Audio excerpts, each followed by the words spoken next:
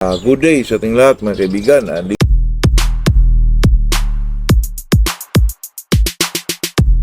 Dito na naman tayo sa ating usapang magmamanok po. Naku, napakainit pa rin ang panahon mga kaibigan. Grabe, grabe talaga mga kaibigan. Kahapon binasa ko lahat ng area ko dito mga kaibigan. Talagang inanuhan ko ng tubig. Ngayon mga kaibigan, paggising ko, naku, napakatuyo pa rin yung lupa po. Kaya ganun lang siguro mga kaibigan. Talagang anuhan natin ng tubig po para mayroong moisture yung manok naman, kaibigan. Kahapon nga, inano ko yung manok ko, binasa ko para makalaban sa init, mga kaibigan. Kaya yun na lang siguro paraan po. Kaya itong pag-usapan natin ngayon, mga kaibigan, ay wala naman tayong ating shoutout portion po. Mayroon, pero baka bukas na rin. Ito na siguro ang pinakamagandang patuka pag ikaw ay nagkondisyon ng manok po. Sa atin dyan, mga kaibigan, sa akin dyan, dati pa, ako ay baguhan pa, mga kaibigan. Talagang nahirapan ako, mga kaibigan, magtanong-tanong ko kung ano ang bigay natin sa manok. Dati na anuhan ko na yung, mga kaibigan, itong fighting pellets at saka concentrate. Pero parang nakulangan po ako, mga kaibigan. Kaya sabi ng kaibigan ko na bili ka ng yung slasher po. Kasi yung slasher naman ng kaibigan ay talaga yun, hindi naman masyado maraming yung buto-buto mga kaibigan. At saka din, ang gamit ko dati ay kapmana kasi maganda yung kapmana mga kaibigan, napakaganda sa manok po. Pero ngayon, wala na pong nagbinta sa mga poultry supply ng kapmana, napakaganda nun mga kaibigan.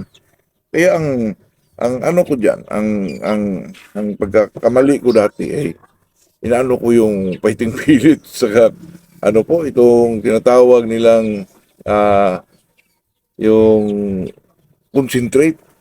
Yung na ko nung nag-ano na ko ng medyo yung mga imported na mga mga kaibigan, yung patuka na imported, yung mga imported yan mga kaibigan, itong tinatawag natin mga wheat, di ba? Wheat, itong sorghum, itong pa yung iba dyan, nakalimutan ko. Yun, may lista ako dyan mga kaibigan dati, pero talagang nakulangan pa rin ako mga kaibigan. Nung ako yung nagkondisyon na po, may isa akong kaibigan na nagtatrabaho sa farm, ng isang inchik po doon sa Mindanao. Sabi niya sa akin, Lon, ang gamitin mo dyan ay Royal Pansy po. Kasi itong Royal Pansy mga kaibigan, dati, ang Royal Pansy po ay mga imported. Pero ngayon, nakita ko parang iba na po. Dati imported talaga yun mga kaibigan, ang mga Royal Pansy po. Itong Royal Pansy, ito yung mga maraming mga buto-buto mga kaibigan. Yung liso-liso ba mga kaibigan, yung anong tawag dyan sa buto-buto talaga yan. Yung mga seeds na medyo mga bilog. Maraming ganun mga kaibigan. At saka, mo yan, isok. Tapos ito yung pagkain na balatan mo po. At saka sabi niya sa akin mga kaibigan na parisan mo ng yung platinum. Yun ang ginagawa ko mga kaibigan na nagtaka na lang ako na pagdating ng 2 weeks kasi ang gamit ko dati with feeding talaga. Lalo na pag medyo mag-intra tayo ng mga lirbe. With feeding talaga mga kaibigan. At saka nagtaka ako na ang manok ay medyo bumubuka na magaan po. At saka mag-iba palo mga kaibigan.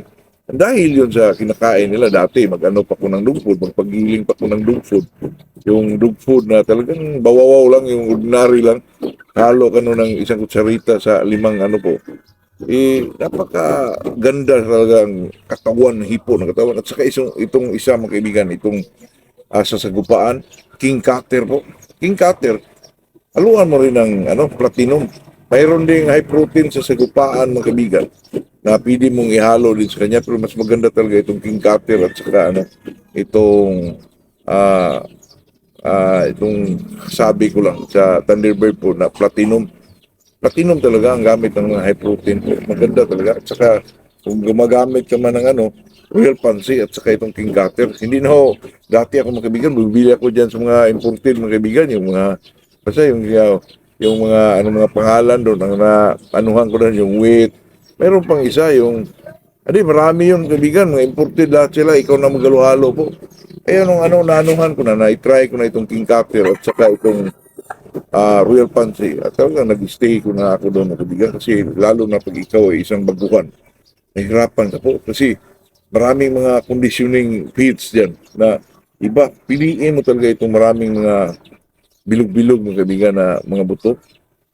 Itong king cutter, real fancy, ganun talaga. Talagang anuhan mo po ng panahon.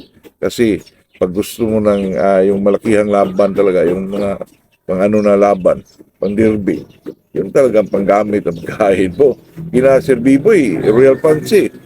Pero itong king cutter, mga kaibigan, napakaganda po. Kasi ang manok naman, may iba kasing manok. Pag hindi mo balatan yan, hindi na kainin yung mga buto-buto po, yung mga bilog-bilog na ano, hindi kainin nyo ng ano, hindi kainin nyo ng manok. At saka, depende kasi pagbigay. Sa akin, mga kaibigan, 50-50 po. 50-50 pagdating ng mga 10 days or kasi mag-pre-con tayo dyan eh. Pagdating ng 15 days, pwede mo namang ibigay yan ng ano, yung 3/4 na lang ang 3/4 ang grains at saka 1/4 na lang itong ano, itong high protein na ano, itong sa high protein ng Thunderbird. Kaya sa atin dyan, nagsabi ako ng ganito, ay sinasabi ko dito, itong pamaraan na to, ay hindi pamaraan, itong pagkain ng manok ng pangkondisyon talaga. Ako dati mga kaibigan, nahirapan mo ko. Kasi kung ano ba talagang tukmang pagkain ka, ikaw ay magkondisyon po. Kasi tanungin ko yung mga kaibigan ko, sabihin mo, pwede na yung inirton, inirman. Pwede yun kung nagamit mo yung inirbon, bituwer lang, pero pag nag-wheat feeding ka, iba po. Kasi pag mag-wheat feeding ka mga kaibigan, ibang labanan yun.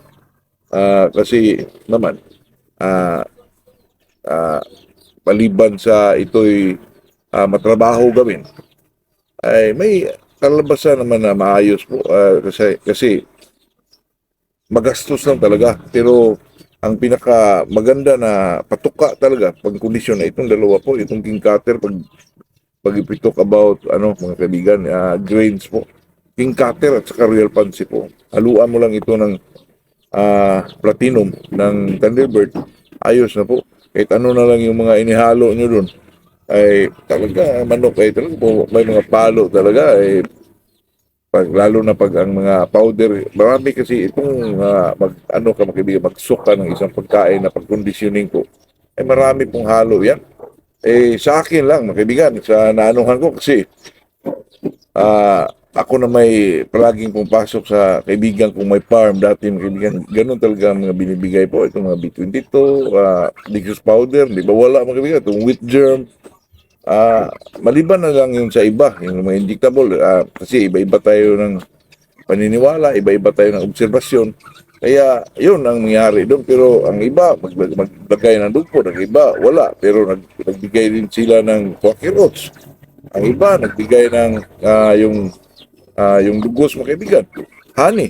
Ang iba naman, hindi. Binigay po, sintra lang po, yung sugar na sintral. Magkondisyon sila mga kaibigan. Yun ang ihalo sa patuka mga kaibigan. Yung isang kutsarita sa 10 manok, isang kutsara lang po ibigay na brown sugar po. Kaya yan ay natutunan ko kasi pumapasok naman tayo sa kaibigan kung may mga farm doon sa Mindanao dati mga kaibigan. Kaya natutunan din natin yung ganon. Kasi naman, pag nakapalibot natin, patulad din natin mga backyard, talagang wala tayong alam. Pero ngayon, mga kaibigan, talagang malalaman na natin kasi through social media, madali na po. Pero sa akin, mga kaibigan, subok ko na talagang pwede pang big time na patuka. Wala namang iba. Kahit ano, itong king cutter, mga kaibigan, king cutter at saka real fancy, we talk about grains. Pero wala na siyang tatalo dyan sa, ano, mga kaibigan, itong platinum po. Kaya yan ang yan mo, kayo nang bahala sa ano yung mga ihalo mga bitamina. Nasa sa inyo na yun, pero sa akin, dati, kasi sinishare ko ito, kasi dati talagang nanuhan ako, nalito ako dito ng kaibigan kung ano talagang dapat bigay. Kapag kondisyon ka, ito lang talaga, king cutter at saka real fancy po. Wala na pang tapat yan, itong ano na, platinum po, ayan lang. Ito'y usapang magmanok, hindi naman tip, hindi naman tayo nagtuturo, tayo'y bukas sa lahat ng idea para naman makuha natin yung gusto natin na style o estilo ng pag-alaga ng mga manok natin. Good morning sa ating lahat.